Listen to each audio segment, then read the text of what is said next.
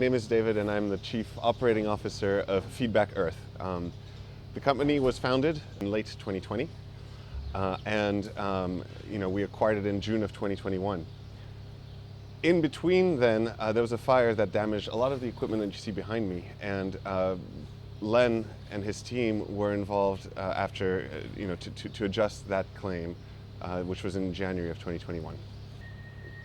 Len and his team were able to really quite quickly put together a schedule of assets to be replaced or repaired, and worked with the loss adjuster on the other end to get that money in quickly, or at least as quickly as he could. We wanted to rebuild it, but not the same way. And so this really gave us an opportunity to start it from the ground up.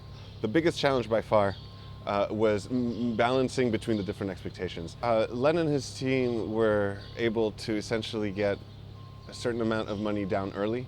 Every claim is unique. One lesson that I learned from Len is that nothing gets rebuilt the same way it was before.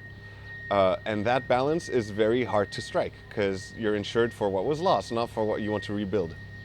In Len's case, he just has decades of experience. He knows the other adjusters, he knows the other companies, he knows the different insurance markets and how they operate. He can give you clear timelines as to when to expect payouts to happen and quite frankly, what not to expect as well, right? It's really important to set those expectations really early on.